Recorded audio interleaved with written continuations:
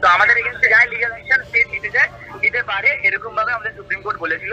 তো মাস যে অত লিগ্যাল বোঝে না, যাকে বোঝানো হয়নি সে যেটা বোঝে যে আমার চলে গেলেও যেতে পারে, বা আমার মাইনে আটকে যেতে পারে, বা 100টা জিনিস মনে করে দাঁড়া আমাকে কেস করে নিতে দেবে। This is not our supreme court. তাকে বলতে হবে আমাদের লয়ার নাই, আমরা মঙ্গলবার দাঁড়াতে পারবো কিনা জানি না।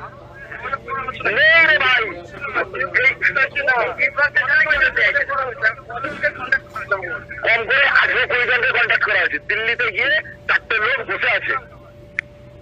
আর কি জানতে চাস বল? 4টে লোক লয়ার খুঁজছে, ওখানে বসে বসে কথা বলছে, মিটিং করছে। সবাই বলছে সিজিআইকে আমি ডিপেন্ড করবো না।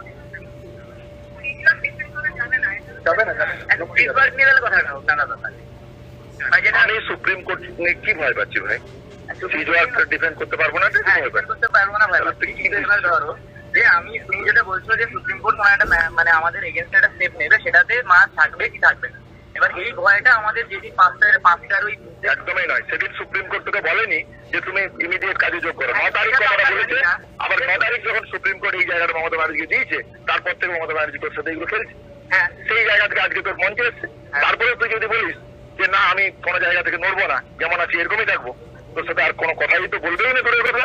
দ্বিতীয় কথা, আর তারপর তুই ফার্দার কনসিকুয়েন্স বলেছি তাহলে তুই সিজিআর ডিপেন্ড করতে পারবি। এই অর্থে যে আমরা আলোচনার জায়গা খোলা রেখেছি, আলোচনা আমরা করছি, আমাদের এখনো দাবি দেওয়া মেটেনি, আপনি আমাদেরকে সময় দিন।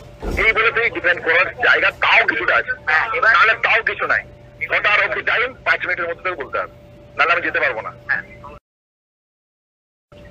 এবার তুমি যেটা বলছো মাসের মাস তোমার লেভেলে হাঁটবি না, বুদ্ধি করে বলবি। হ্যাঁ, বুদ্ধি করে আমার যেটুকু বুদ্ধি আছে সেটুকু না, একদমই তাই।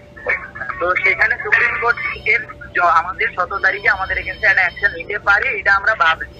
এরকম না যে সুপ্রিম কোর্ট অ্যাকশন নেবে আমাদেরকে আগে হিয়ারিং এ বলেছে। আমাদেরকে সুপ্রিম কোর্ট বলেছে যে তোমরা কাজে ফেরো, কাজে না ফিরলে স্টেট যা অ্যাকশন নিতে চায় নিতে পারে।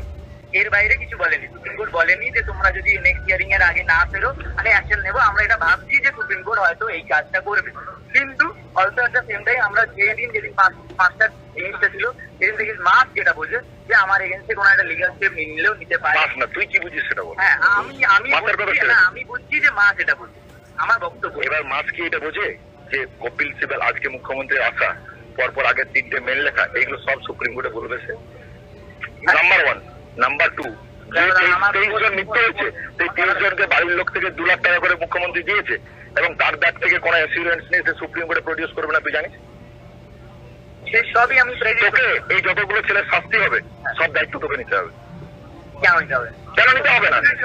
তুই তো আলোচনার জায়গায় দেবে।